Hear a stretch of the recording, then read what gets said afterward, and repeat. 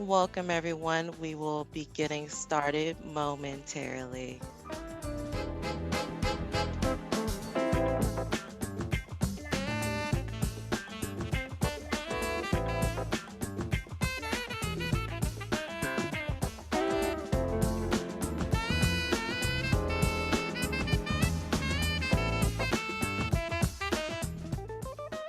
We would like to know, what industry are you in? Write it in the chat. What industry are you in?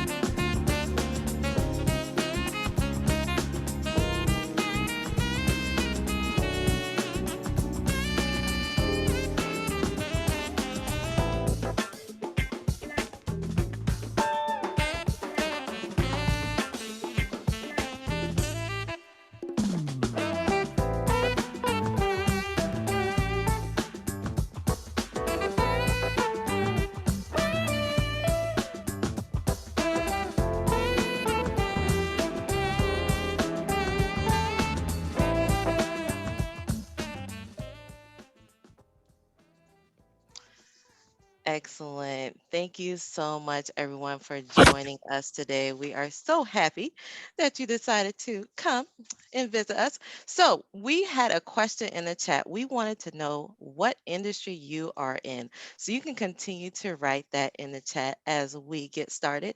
So, I am Victoria Allen, and I would like to introduce you to our host for today, Bob Zugas. Bob is the founder and CEO of the Digital Directors Network.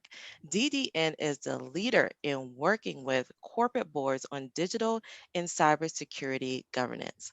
Bob is an adjunct professor at the USC Marshall School of Business.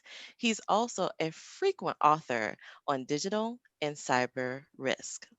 He's a board member of the NACD Pacific Southwest chapter, and he's a senior fellow for the conference board in their ESG Center. Bob's also a retired PwC senior advisory partner. Bob, take it away. Thanks, Victoria. Thank you, everyone, for joining us today as I get the presentation aligned here as well as we kick off. I want to introduce our other speakers, but also let you guys know that Q&A will be open throughout today's webinar, today's class. This is very much a learning experience, is how we've structured this for you guys. We want to start to teach business leaders and board members how to address these issues and how to understand the economic impacts of what's a significant risk facing, frankly, every private organization and many public entities. As well. So Bob Zukas, thank you, Victoria, for that great introduction. I'm here in Los Angeles, Manhattan Beach, California. My co-hosts, co-presenters today, Myrna Soto, who I've known for quite a long time, and Bob Vesio as well. Myrna, you want to say hi and introduce yourself? Absolutely. So first and foremost, thank you for allowing me the opportunity to join this discussion. Very much looking forward to having it. And I think all of our attendees will find great value in what we're going to be sharing. And we look forward to some interactive questions. But my name is Myrna Soto. I am a reformed global CISO. I had the pleasure of serving in the capacity of Chief Information Security Officer for a number of Fortune 100 organizations throughout my career. Most recently, I was the global CISO for Comcast Corporation, but now I have the pleasure of being a board director and serve on, the slide says 3, but most recently I added another board to my docket, 4 publicly traded boards, 3 of which are considered critical infrastructure. and certainly very attuned to this topic that we're going to be having today. So thank you for having me. Thanks, Myrna. Thanks for being here. Bob Vesio, you want to say hi? Yeah, Bob, thanks. Thanks again for having me here as well. Bob Vescio here in Phoenix, Arizona. I'm the Chief Analytics Officer for a company called Secure Systems Innovation Corporation. I'm also the inventor of X Analytics. And really my main goal is to help organizations take typical cybersecurity metrics and translate those to financial outputs to help corporate directors and executives make informed risk management decisions. Bob, back to you. Thanks, Bob. And you'll see Chris Hedner is going to give us an update on what's happening from the SEC as well. Chris is former cybersecurity advisor to cybersecurity SEC chair, Jay Clayton, as well as Mary Jo White. So Chris has some comments to share with us in a few minutes as well. Thanks for joining, Chris. So let's begin. The reason why we're here and the reason we're advancing this issue for companies is because we're at a point in this problem that we need to really start to understand the economic impacts of cyber risk. The SEC and other influencers, other points of accountability are putting more demands on us to do just that. You actually have a current expectation from the SEC to disclose not just material incidents, but material risks, including the financial impacts, the estimated financial exposures of cyber risk. So that was in the 2018 SEC guidance. Chris, you want to join in? You want to talk about what's happening at the SEC and how they're viewing this issue and some of the insider conversations you've had about how this is evolving from the SEC's perspective? Yeah, sure, Bob. And good afternoon, good morning, everyone. Thanks for having me. I, like Myrna, is also a reformed CISO and have been working with the corporate director community on cyber risk governance, and more recently served as the senior cybersecurity advisor to both Mary Jo White and Jay Clayton. So the level of cyber risk governance is elevating as cyber risk continues to become an empirical threat to our economic well-being. It's incumbent upon organizations, business leaders, shareholders, regulators, a broad set of constituents to heighten the level of transparency and establish what we call more quantitative means for evaluating and understanding cyber risk. And the SEC understands that, and under Jay Clayton in 2018, we issued the SEC guidance on disclosure to assist public companies in preparing for disclosures about cyber risks and incidents. A bit of a difference where prior guidance was about the incidents, more reactive. The new guidance is about risks and incidents where it's taking a more proactive stance. And the expectation is that there needs to be an understanding of the financial and business impact associated with cyber. Cyber is not an IT issue. It stays within IT. Historically, now we're seeing it permeate the fabric of our national critical infrastructure. It's impacting the balance sheet of companies. It's costing trillions of dollars, according to the World Economic Forum. In 2021, this year, is expected to cost the global economy upward of $6 trillion. So with that economic impact, boards of directors and management are expecting to demonstrate to the investor community due care in terms of governance and oversight of cyber risks. So with that, the regulatory community, the SEC will continue to roll out enhanced rules on privacy, enhanced rules on, we'll call disclosure expectations that are underpinned by the need for strong cyber hygiene. And if that strong cyber hygiene is not in place, there will be severe consequences for failure. And therefore, this represents a rising tide in the need for strong cyber risk oversight. So if we unpackage the current guidance in terms of the 2018 disclosure requirements, it's fairly specific and stated that an appropriate method and protocol should be in place by the publicly traded company to understand and establish a method for discerning the impact of a cyber event, and that such matters have impact on the company, on its business dealings, on its financial condition, and on its results of the operation. So we're seeing this pull through from cyber as a historical IT issue to how it impacts the fabric of the company. And that protocol in place should be in a position to determine the potential materiality of such risks and incidents. So this conversation today we're having with DDN and X Analytics is really, the centerpiece of establishing that protocol. It's a great opportunity to learn how we can establish those methods and capabilities to ensure that the board properly understands cyber risk and, more importantly, is in a position to take action.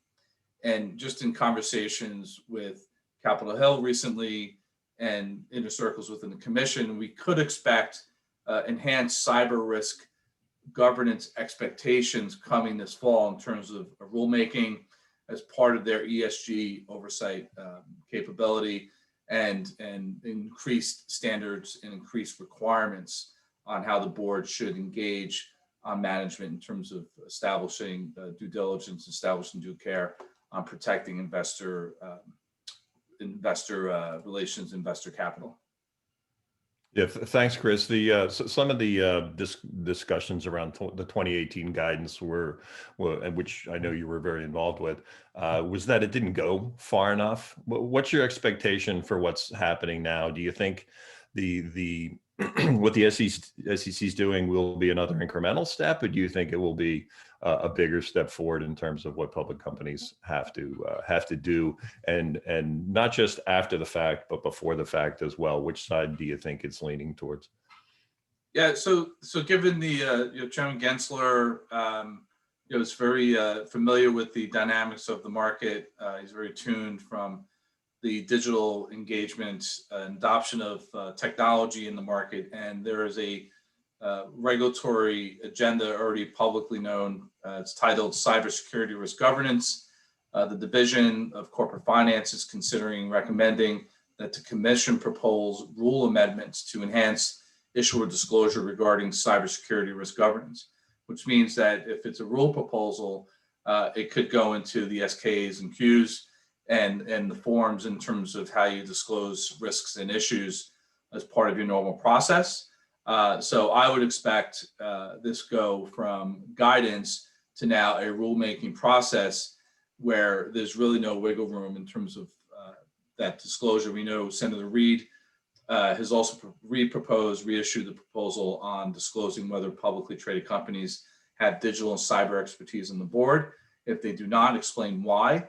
So I would expect heightened expectation in terms of the structure of the board, the level of expertise in terms of digital and cyber competency in the boardroom, the level of transparency and the level of the quantification and alignment of cyber to business and economic impact to be stepped up and fairly specific and prescriptive over the coming months. Great, thank you, Chris. And within the additional reading attached to the presentation, which you'll all get in an email, I think tomorrow it'll go out. There's links to a 3-part series we did in Harvard Law Review that talks about what's happening from a litigation perspective, particularly around Caremark and some of the recent cases around Caremark and what we're expecting to happen from a litigation risk perspective around cybersecurity. And it's not good news it's good news for plaintiffs. It's not good news for defense attorneys or companies that are being sued. Or directors and their personal liabilities around these issues. And then there's 2 pieces that talk about these disclosure requirements, the 2011 guidance, the 2018 guidance. So you'll have a link to those Harvard Law Review pieces that we had published late last year. This is really the other reason why we're here. What's happening from a cyber insurance perspective, the cyber industry is waking up to the fact that they frankly bit off more than they can chew with these risks, and they're struggling to understand what it is that they've exactly underwritten. Their loss ratios are much higher than what they expected. We're starting to see pullbacks on coverages. We're starting to see massive increases in premium rates, premiums in the order of magnitude of 2.5% $4 million coverages So 250 basis points for $1 million of coverage in that order of magnitude and larger. So it's getting very expensive to transfer these risks. And frankly, the amount of risk that's been transferred to the cybersecurity industry hasn't been that significant. Based upon our calculations, the cyber insurance industry has only accepted about $300 billion of risk, which is barely half of Walmart's 2020 revenues. So the economic impacts of cyber risk are largely self-insured. Everyone on the call, you're the largest insurer for cyber risk in the world. You self-insure the vast majority of your own cyber risk exposure. So we have to get much better at understanding exactly what that self-insurance exposure is at the board. And frankly, understand, put that in the context of risk appetite and what our tolerance for those risk levels are. So we need to view this as any other financial risk, any other financial exposure. And we're pretty good at doing that in other domains, and we can get much better at doing that in cyber risk. And that's exactly what we're talking about today. I want to turn it over to Myrna in a moment, but let me just share with you some of the realities of the data loss universe. And this isn't news to you guys. There's a couple of interesting perspectives here. If we look at the catastrophic losses, the big losses, the headline losses, this is the Moody's Scientia Institute data that's pretty good. And if we look over here on the left, the percentage of revenue that was impacted through the data breach, through the asset misappropriation, through the ransomware, through the business continuity loss, pretty impactful in terms of percentage of revenue. So when we start looking at percentage of revenue impacts, that's an economic impact that boards can relate to. When we see that at Monex Group, their breach, their data loss, the actual financial loss that they experienced was 134% of annual revenues. That's an eye opener. That starts to get attention in the boardroom at a different level. And, you know, across all of their data points, this reflects the top 105 actual data losses, the actual financial impact scaled data losses. The median is $47 million. You see these outliers here that we've all read about in the press. And down here, you look at 14% of them have exceeded annual revenues for companies. So when we start to understand and look at and model cyber risk, what's at stake? The stakes are going up. These amounts are becoming more catastrophic. We have to get better when we've got a financial exposure that can take out annual revenues or more for our companies. So this is the reality of the economic impact that we're facing. So we've got to start to model this exposure differently. So let me ask Myrna to start to chime in. And just so you guys know, Q&A is open. So if you have questions for the panelists, launch them through Q&A. I'll be monitoring that as we go. We're happy to take questions throughout. Myrna was early into the boardroom on these issues. Many of you know Myrna. You've seen her name. She's kind of lived some of the early transitions from how we viewed this historically and how it's evolving. So we asked Myrna to join us and talk about, you know, her perspectives on how this has evolved in the boardroom and where she thinks it's going. So Myrna, let me turn it over to you. Look forward to your comments. Thank you, Bob. I appreciate it. As Bob just mentioned, I've been honored to be a corporate director. Now I'm going on my 8th year with one of my earlier public boards. And when we were preparing for this session, we talked a great deal about kind of where we are. And obviously, Chris gave us a very good insight as to where things are going from rulemaking and oversight requirements. But the reality is that many of you have kind of been in this particular conundrum for some time. And where we've been, both as a previous practitioner reporting into my board, and then having the opportunity to sit on the other side of the table, it's been an eye-opening experience to see this evolution. And everything that's been brought up to this moment of the webinar is really about the fact that the issue is real, it's here, and the modeling and the financial risks associated with it are extremely important. And we'll talk a bit later about how can we do that, how can we do that better. But the reality is that it's been a heavy lift, and it requires a significant amount of data and analytics to get done. Where we've been is we've been governing ourselves by a tremendous amount of compliance-driven reporting. It was the constructs that were available to us. It was the constructs that many of the CISOs that were operating cybersecurity programs within your organizations were given the opportunity to use that as a construct to report into the board and to convey a sense of efficacy. Unfortunately, it lacked the concrete metrics that we're going to be talking about a bit later to truly assess the probability and the enterprise risks that are associated. And Bob already mentioned it before, we've done a great job of doing this in other verticals and other constructs within organizations. With cyber and the transfer of risk or liability that's been adopted to date, which is now we're proving to be deteriorating at best and really ineffective. We've been relying a bit on what I like to call the traditional enterprise risk frameworks. And that's not to say that they're not important, because they are extremely important. But without these analytics and without the concrete data elements, it's very hard to model the effectiveness of where you're ranking cyber and your ability to respond to cyber incidents in your ERM construct. So we'll talk a bit more about that, but that's kind of like now evolving into that realm. There has been unequivocally, and this is my opinion, not the opinion of a consolidated panel, but a highly ineffective way to underwrite cybersecurity insurance. And the metric that Bob shared before about the amount against Walmart's annual revenues is a clear indicator that it's just broken. The underwriting process is broken, and our ability to also participate about our posture in our programs against that underwriting process is in need of a significant uplift, and it will come with the appropriate analytics. I personally, as a practitioner, always cringed whenever anyone in the boardroom will say, well, we'll be okay, we have cybersecurity insurance.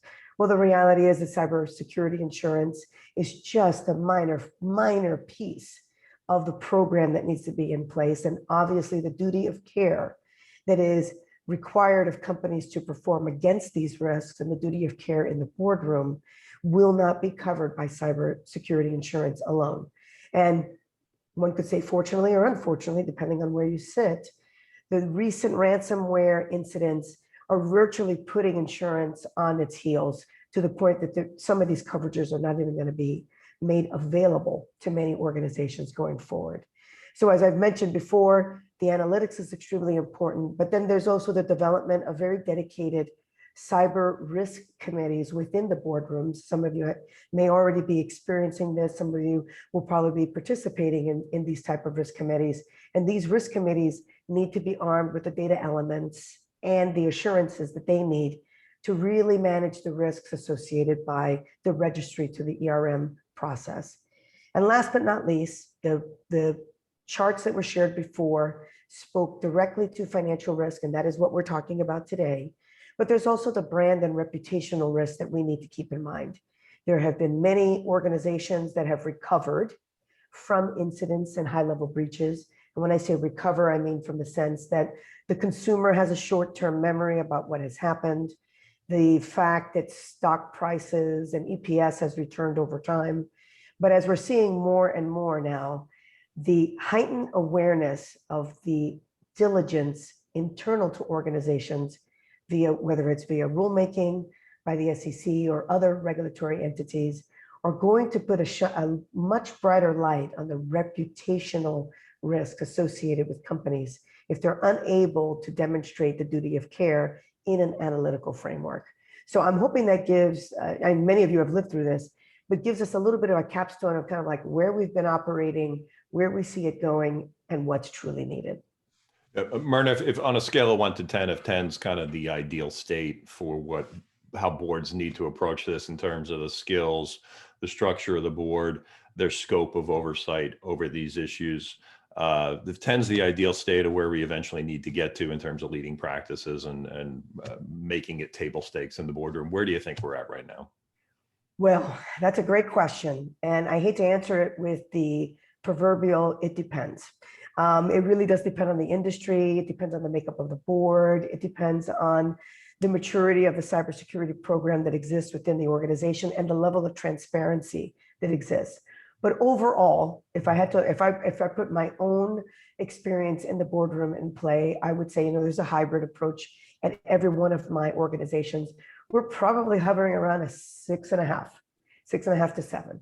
And what's missing is not necessarily the urgency, the prioritization, and the focus. What's missing is the ability to quantitatively calculate risks of a potential incident and the probability of it happening based on the programs that are in place within the organizations. And then last but not least, the hygiene, we mentioned before, the hygiene process. And last but not least, the ability to respond, the resiliency of the organization. But I will say this, we have come a long way from the earlier days. And I mentioned earlier days when I was a practitioner and the types of data that we were looking at and the type of value proposition we were conveying. But we still have a long way to go. Excellent. Thanks for those comments, Myrna. Can I throw a quick stat out there? Yeah, Chris, go ahead. Yeah, so one of my roles is I serve as a senior advisor on cyber risk to the NACD community. So we've got roughly 22,000 corporate directors in the portfolio. About this time last year, I released a study, and upward about 70% of the community reported back that the board members do not have a set of KPIs, KRIs, metrics placed forth on management in terms of how they would measure performance. That means that 70% of that community is just passively sitting, waiting for management to provide that level of reporting. Upward of between 25-30% have put forth expectations and metrics, and we all know that we can only be fortunate to have Myrna on the board to have that level of digital cyber expertise, but we all know that that's slim pickings, right? We're the preponderance of board members are not digital, not cyber experts, and not that I would expect a board to have a one-trick pony. You should have a holistic view on enterprise risk, including strategy, but it just speaks to the level of passiveness on this issue. And I think we need to turn that around in a big way. Yeah, Chris, your comment, and so DDN, we're really the only board network focused exclusively on digital and cybersecurity risk governance. We were actually formed with the initial mandate to let's curate the body of technology executives and corporate directors who are working in the boardroom to solve this problem. So we've got the pool of 550 plus now boardroom ready, able, willing leaders who are working in the boardroom and who are ready to step onto corporate boards to solve this problem. So that was part of the issue with the problem. These people aren't out there. Where do we find them?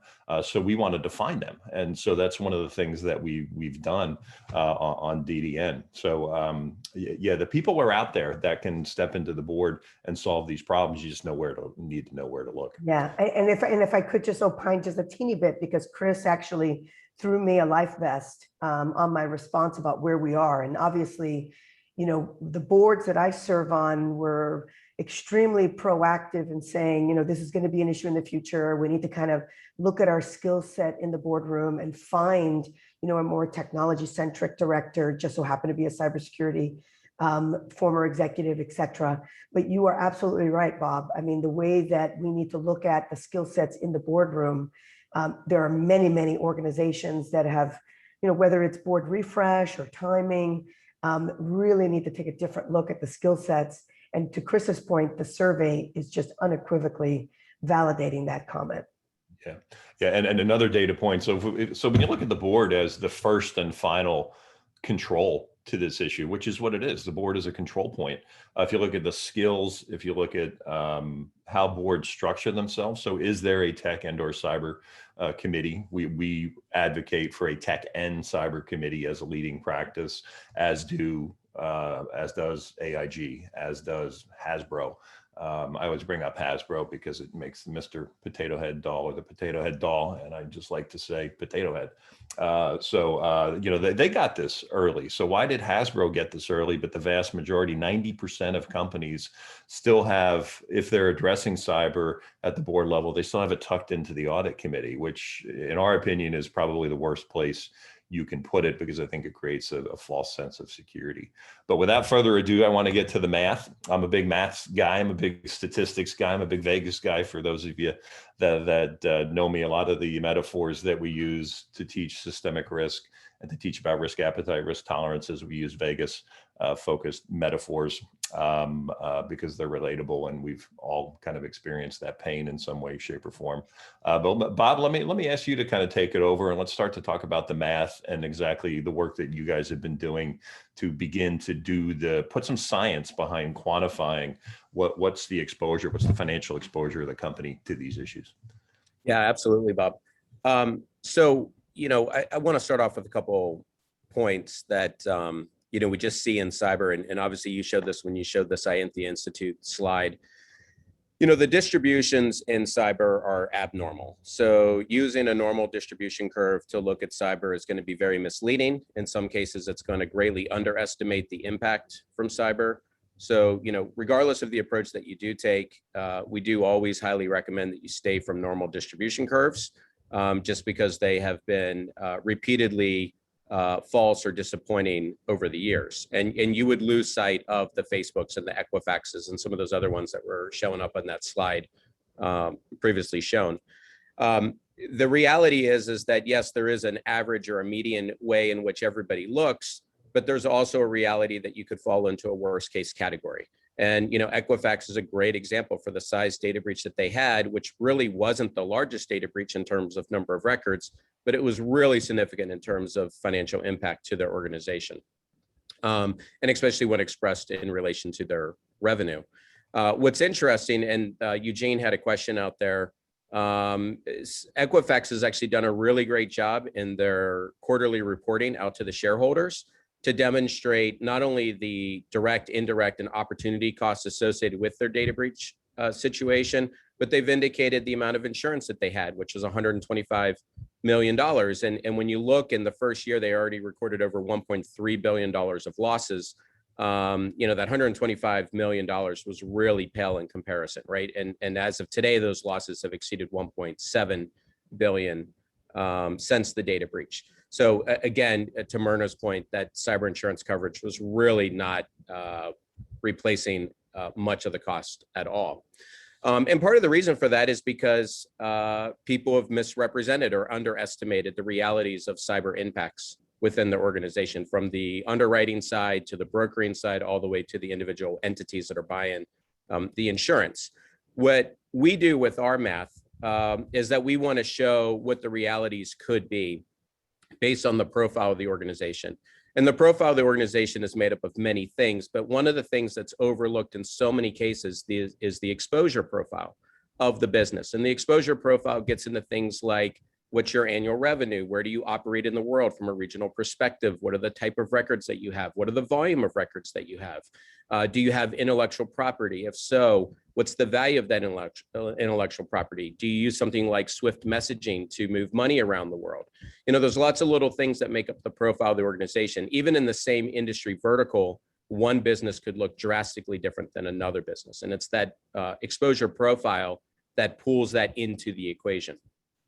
And when we combine that with other things like the threat profile and the assets that are applicable within the business and the control implementation profile, then we're able to see what the financial exposure looks like across key loss categories. And those key loss categories at the bottom of the slide here.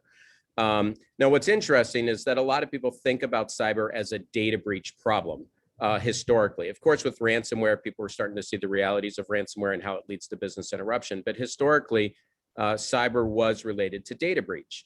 But when you really start to look at the details of business interruption that could be related to denial of service attacks, or business interruption that could be related to a human pushing out buggy code within the environment, then all of a sudden business interruption starts to look very different than data breach and starts to take on not only a different perspective on risk remediation, but also in risk transfer as well. Now, I saw a note out there that misappropriation isn't truly just a cyber issue. And I would agree with that. The elements that we're looking at here are cyber related. So we're looking at misappropriation, theft of intellectual property through things like cyber espionage, or misappropriation of funds through something like the Swift messaging platform, which could be done with an association of crimeware with some insiders in misuse. And then there's also misappropriation of services, which is really interesting for folks that are in the exchange business and financial services, or the clearing houses within financial services, they're not really worried about somebody stealing their records, but they are very worried about what happens if somebody altered the integrity of their systems. And all of a sudden, those financial contracts that are moving through millions of financial contracts were to be altered in some way. That could be catastrophic to some of those businesses, let alone the people that are moving, buying and selling those particular financial contracts. And then, of course, ransomware is the big one, right? And the reason that we put ransomware in its own category is that even though it is a business interruption event, it does have some unique elements that make it different than the other two business interruptions that are higher up on the stack. Ransomware obviously comes with an extortion element. A lot of times there's a cost recovery element per inflicted asset that's linear and begins to add up very quickly. So, for those reasons, we look at ransomware in a separate category. But the good news is that all of this stuff can be measured, all of this stuff can be modeled, all of this stuff can be analyzed, and most importantly, organizations can make informed risk management decisions off of those financial details. Now, looking more specifically here, when we build out our analysis, we always start with an understanding of residual risk within an organization. Residual risk is really a combination of three things coming together. We want to look at the business impact. So that's where we look at the confidentiality, integrity, and availability requirements that exist within that particular business. We also want to get an understanding of the threat context. Now, we do have lots of intel sources behind the scenes, so we can break out industry threat categories across 20 distinct industry verticals. But the reality is there are nuances inside of every organization. So we have the ability to look at the individual variety or activity within your business, so that we could further modify that threat context mathematically. But the combination of that business impact and that threat context really builds out what we call the inherent risk. So if you had no controls in place, this is the default risk that your organization is looking at. Now, fortunately, every organization has some element of controls, whether it happens to be the CIS top 20 critical security controls, or the NIST cybersecurity framework, or some in-house control implementation, or if you're in financial services, maybe you have FFIEC CAT in place. But regardless, any control that's in place offers some benefit in reducing that risk. And so what we do there is we look at the implementation of that control. We compare that implementation to the benefit of that control across 110 distinct risk scenarios. And that allows us to understand how effective that control is in terms of reducing risk. And then that gets us down to the residual risk that's left over in the business. What's interesting about that residual risk is that residual risk is the key element in defining the probability of event within your business. So there are baseline probabilities, but the lower your residual risk, the lower the probability. The higher that residual risk, the higher the probability of event taking place. So it's really important to think of residual risk as the means of controlling probability. And by controlling probability, you could therefore reduce your annual loss exposure related to cyber-related incidents. For business impact here, and we talked about this, that exposure profile is so critical. The revenue that's at risk, the intellectual property that's at risk, depending on where you operate in the world, you may have things like GDPR fines that could fall into the equation. And then finally, your ability to recover revenue. And this is really interesting. In every business interruption event, whether it's ransomware, like if you think about Colonial Pipeline, it doesn't mean that for every hour that you're down, you're losing the amount of revenue. If you were to take all your revenue of the year and divide it by 365 days and then all the hours of a day, there is the ability for almost every organization to reclaim or recover some of that revenue. It may take a little bit of time, but it's not a direct loss of revenue for every hour that you're down. And that's incorporated in our equations as well.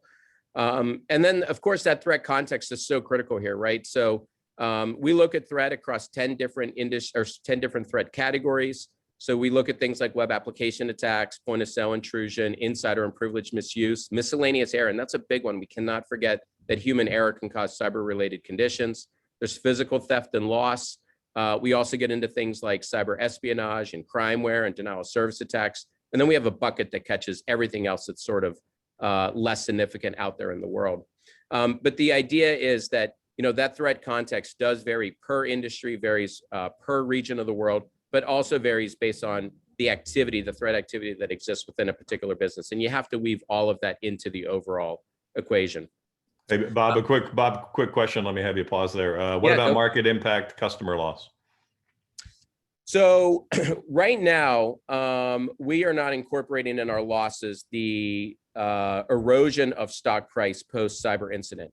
It is something that we've been looking at, and we do analyze it. And the reason for that is that we do see historically where there is an immediate drop in stock price after an event. However, about 15 market days after that event's taking place, you start to see those stock prices rise again.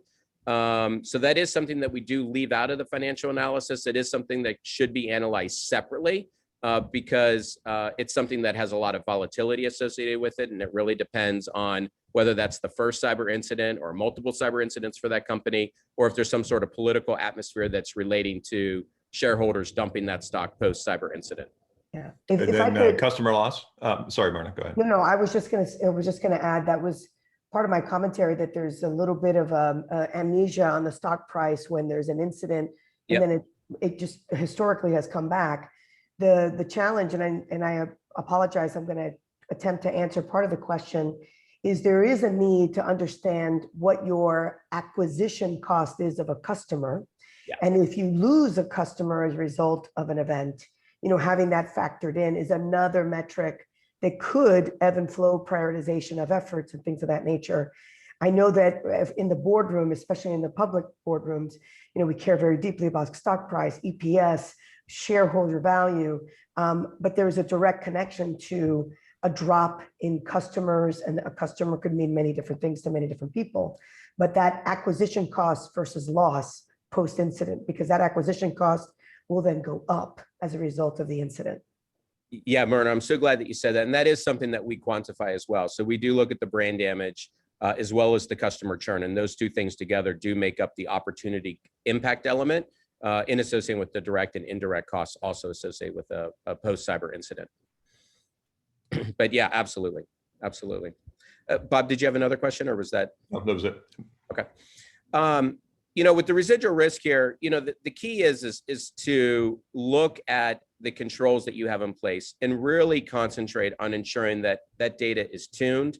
You are answering details related to the implementation of your controls in the most honest way. But the other really positive part about this is through the ability of running what-if simulations, you can also focus in on the controls that offer the biggest significance in terms of loss exposure. So, if you're an organization that's heavily inflicted by denial of service attacks, and if we think about the CIS top 20, I know it's moving to the top 18 because from V7 to V8, but we'll just stick with version 7 of the CIS controls. Boundary defenses is going to be the big winner there, right? But for a lot of organizations, because there's a lot of phishing activity that takes place, then, things like security awareness training is really the big beneficial control family that could be represented. So the point about the controls is if you run them through these what-if simulations and see which control families reduce exposure the most, those are the areas that you can concentrate and really get the benefit out of future budgets and future cybersecurity projects.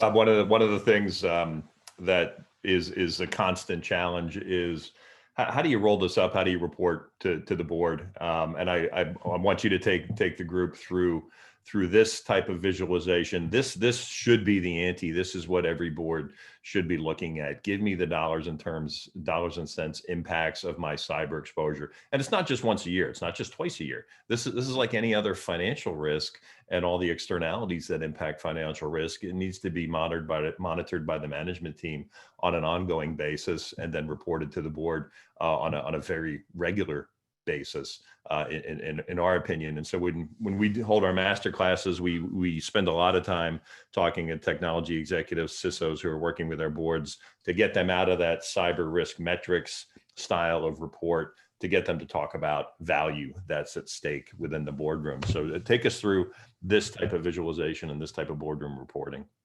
Yeah, so after you run all the math, and by the way, there's over 100,000 calculations that we work through to get to these results here. But after we run the math, then we do look at an expected loss. Expected losses, and this is across all those loss categories like ransomware and business interruption and data breach. But expected losses, all of the impacts multiplied by the probability of that impact taking place on an annual basis. So for this particular sample here, we're looking at 240, almost $241 million of expected loss. Now that number by itself could seem really scary, but it is important to relate that number to the revenue of the business. You know, if that's a business that's only generating $200 million, and that's horrifying. But if that's a business that's generating over $100 billion of revenue, all of a sudden that 240 million doesn't look so bad. And we refer to that as a loss ratio. So the loss ratio is that expected loss in relation to annual revenue. We do the same thing for our customers. We break this out also across the different business units. So, you know, these are made up business units here, but the idea is that you could see what that expected loss looks like. Again, this is the combination of data breach and ransomware and business interruption and misappropriation coming together. You can see what it looks like from an internal perspective as well as a third-party perspective, because there is loss exposure inside the supplier ecosystem associated with any business. Sometimes it's bigger or smaller, it depends on the business. But the idea there is the sum of those two together in relation to the revenue of that business creates that loss ratio for that particular business unit. And all of a sudden, when you look at this, like if you were to look at this at first, you know, you would say, wow, Asgard really has the most exposure. But in reality, in relation to revenue, Ego is really the one that's standing out the most. And so that gives perspective to the corporate directors, that gives perspective to the executives, so they could decide, you know, is that something that we can easily absorb and understand because that's a startup entity and we understand that it has higher exposures at this point in time, we're trying to grow the revenue, or is that a particular business that we want to maybe decide to sell off and get rid of the risk altogether? Or do we want to try to treat that risk through remediation or risk transfer or combination of those two? But regardless of what the decision is, a view like this gives those executives the ability to make such a decision. And it's Bob, yeah, go. Go ahead, Bob. Sorry. I was going to say it is important to trend this over time as well, because even if you're keeping up with controls, there's always the reality that back-end costs are changing without you realizing it. You know, regulatory fines change all the time. Threat likelihood could also be changing without you realizing it. So you know, all those little peaks and troughs that take place in the trend line could be related to things that are completely outside of your control and outside of your organization. But if you do start to see that expected loss increasing in that trend line, then that's a time that you probably want to make some new decisions based on some historical decisions that you've been making. Go ahead, Bob. Sorry. Yeah, let's talk about third-party loss. So this brings in an important dimension of what we're seeing right now, the systemic risk. So the risk across a broader connected ecosystem. And you know, companies have little to no visibility into the economic impacts of that reality today. We're obviously trying to change that, but spend a little more time talking about third-party loss, systemic risk, and you know the risk profile that you introduce, not only within the organization, but also to your broader connected ecosystem, and how that you know, calculation comes together. Yeah, absolutely. So, you know, for every supplier that makes up your supplier ecosystem, it is important to look to see how much cyber-related financial exposure is related to that supplier. Now, if you rely on tools like Security Scorecard or BitSight or you know, some of the other tools that are out there in the marketplace, and you get a letter grade or what looks like a credit score, that's not really giving you an indication of that financial exposure. So for our customers that are using a supply chain tool from us, the first thing that they do, the very first step, is they build out that exposure relationship with the supplier. Does that supplier handle revenue generation for my business? Does that supplier hold intellectual property for my business? Does that supplier have data records for my business? And if so, what are the type of records and the volume of records? You know, those elements are lost in lots of the other third-party supply chain tools that are out there in the marketplace. But that is the first place that we start in looking at a supply chain assessment. Now, once you get that understanding of the exposure profile with that particular supplier, then it's very important to then go deeper and understand, you know, what is the type of supplier function? Does that supplier have their SOC 2, SOC 3 certification? Are they ISO certified or PCI certified? All of those other things weave into the overall equation to understand what that financial exposure looks like. Now, there is one element there that is really critical, especially when you relate it to SolarWinds, and that's the reality of directly connected suppliers. And that's something that we do ascertain in the very first step. A directly connected supplier may not generate revenue for your business. They may not hold any records. They may not hold intellectual property for your business, but they do serve as a vector to the crown jewels within your particular business. And so once somebody's using our tool and they select directly connected, then you'll start to see elements of their own internal loss show up through that supplier, because that supplier is a vector to those things that could possibly happen. And that's really, really critical. So we, thought of this well before SolarWinds. Our customers have also been very grateful that we thought of this before SolarWinds. But the reality is there are a lot of directly connected suppliers, and they represent a lot of risk because of the vector, that openness that they have into your particular organization. Bob, I'm not sure if you had any more specific questions, but that's just a high-level overview there. Yeah, no, that's good, Bob. Actually, a question from the audience. And you guys have a lot of experience with these calculations for the insurance industry. Not naming any names, but this is not a new methodology. This has been in practice for a while. So somebody asked a question, have any firms been using this approach for a few years? If so, how close have actual losses matched the expected loss year over year? So this particular method and system that you see in front of you, we already have 3 patents on it. We're working on a slew of additional patents because we continue to evolve and change over time. Obviously, the world continues to change. But one of the largest insurance carriers is using this for underwriting purposes. They've been using it since 2017.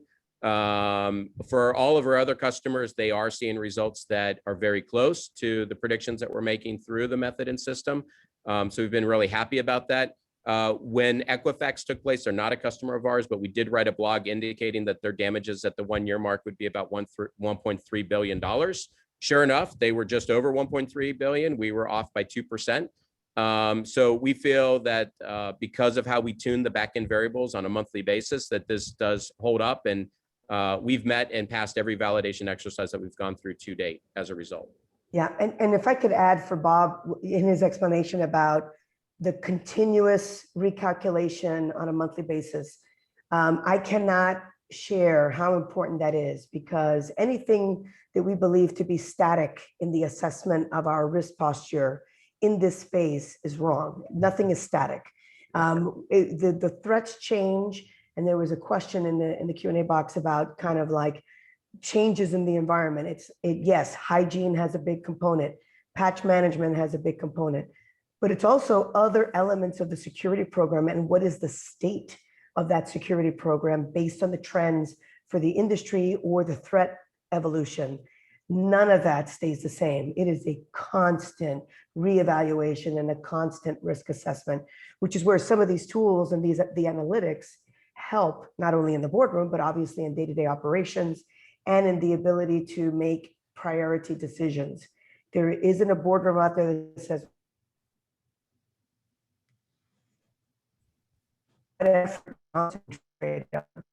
another opportunity to use the analytics to kind of drive those decisions. Yep. Yeah, thanks, Marta.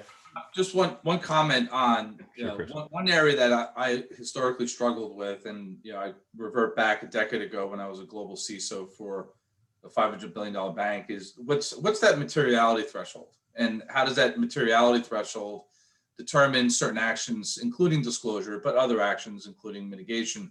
And certainly within the 2018 guidance, the centerpiece for disclosure is materiality of a cyber risk and an incident. And it states that it's very clear that it depends on the nature and extent and the magnitude, particularly as it relates to the information that's compromised and the business impact.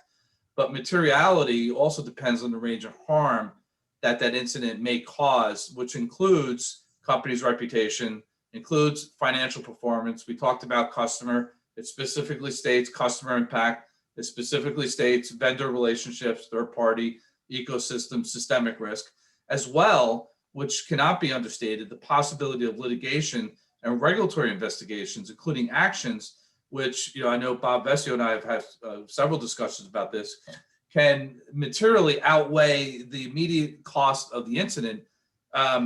Just look at Amazon in terms of their privacy GDPR event.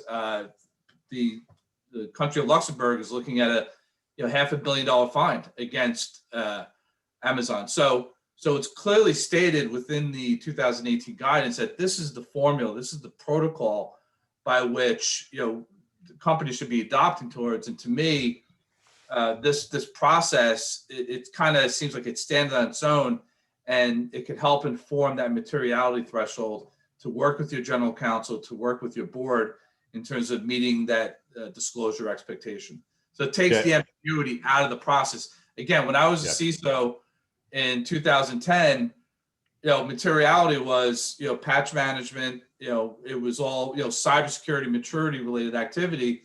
And, we pulled it out of the air, to be quite honest with you. This is a concrete process that, in my mind, you can argue around the edges, but its core should stand on its own. Yeah, thanks, Chris and Bob. Let me kick it back over to you. Quick time check, guys. We're in the home stretch with about 8 minutes left. The thing I love about this approach to this, the portfolio management approach to this, we're used to looking at our stock portfolios and the risks inherent within the holdings within that stock portfolio. So when you bring that type of mindset to this type of analytic, you start to make different decisions. And that's kind of what this representation, the path that this representation takes us down. Bob, why don't you pick it up there? Yeah, absolutely. So, one of the things that, because of our closeness with the insurance industry, we also show the difference between total impact and transferable impact if you were to seek a transferable option. And what's interesting is for things like data breach, about half of the data breach could be covered, assuming you bought the right limit, right? And that's a big indicator on whether you get that coverage or not. For things like misappropriation of intellectual property, there's not really a whole lot that's covered. If you have a nation-sponsored or state-sponsored attack and they steal your intellectual property, patents, trade secrets, it's really, really difficult to get that back, especially through any transfer mechanism. For things like ransomware, obviously things like extortion could be covered. Some of the recovery of your assets could be recovered. Some of that business interruption could be recovered, but there's also lots of elements that aren't recovered as well. So it is important to look to see what element of impact could be transferred and then associate that with the corresponding insurance components for each one of these different loss categories. Now, what's interesting is, with Chris just talking about the regulatory fines, in most countries right now, you can still buy insurance and cover off regulatory fines. So there's a lot of debate that insurance should no longer cover regulatory fines, but put that to the side. The Facebook example that was articulated on an earlier slide, that $5 billion, that was an unprecedented fine from the Federal Trade Commission, which if you think about it, they only make about $45 billion of revenue. So $5 billion from an FTC fine is really, really significant in terms of the direct and indirect and opportunity costs that make up a data breach scenario. One other thing to point out is that with the SEC guidance, if an organization were to have an incident, whether it's a data breach or a ransomware incident, they have the ability to look at those impacts. They can use the loss lookup tables, and inside the loss lookup tables, they can see whether that impacts from low to worst case. If they want to report this from the executives to the corporate directors, they have the ability to do this. If they want to report it out to the shareholders, they further have the ability to do so. Obviously, there's a reality that some organizations are going to fall into that worst case category, even though it's less than 3% of all the losses. It is something that does take place. Bob, I'll pass it back to you. Yeah, thanks, Bob. Let's jump into the home stretch here, guys. One comment about that you triggered in my mind, Bob. Do we transfer the risk or do we accept the risk? Are we self-insured for it? And cyber insurance is unlike insurance in a lot of other parts of our lives. With cyber insurance, you're really insuring the first layer of risk, the predictable layer of risk, and you're self-insured for the catastrophic. That's not how it works in California. I've got earthquake insurance. I've got fire insurance on my home. I want the first layer of risk, but cyber insurance is really covering that predictable layer. You're on the hook for the really bad stuff, which is why this stuff is so important to understand. But let's kind of wrap this up, guys. We know the environment that we're all working within. We know this isn't becoming any easier. We know plaintiffs' attorneys are just licking their chops over this stuff. And there's two issues to the risk, to the liability. There's litigation risk and the things that you should be doing to mitigate litigation risk. And then there's the real hard work of mitigating business risks. That's where we ultimately want to go. But we have to kind of do the basics and get the hygiene in place, certainly at a governance level, to make sure that we're not creating an exorbitant legal liability environment for the organization. And frankly, with a lot of governance practices that are out there right now, we have some substantive risks that we see on a daily basis, and we see litigation on a daily basis that really shouldn't be creating the levels of exposures that it is, because these hygiene issues at the governance level are not that difficult to put in place quickly or efficiently. So guys, let me kind of pass it around your plan of action. Myrna, let me have you kick this off. The economic impacts, the portfolio management approach, the expected value calculation of figuring this out. Plan of attack, what's the action steps for our audience? Yeah, I think there is a number, and I'll just share a number very, very quickly. One is being able to get this layer of analytics baked into the enterprise risk management process.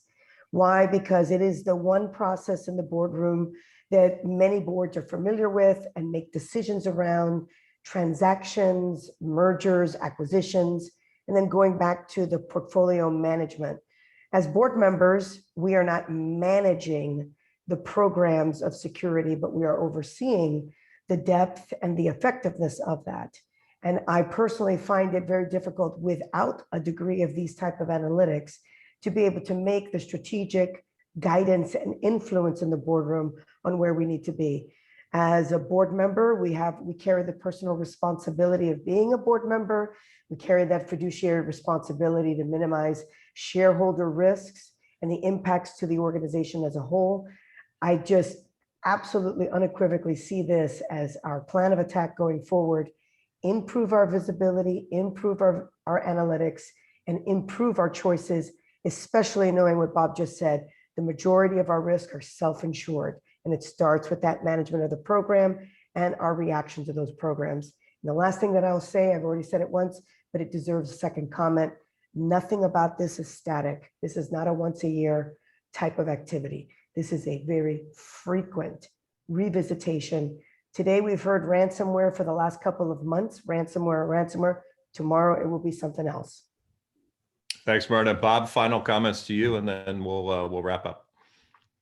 Yeah, I would second everything that Myrna said, and just add that, it is important to just get started. Even if you have to go through the tuning of your inputs over time, once you get started, it's easy to see where you need to prioritize and focus.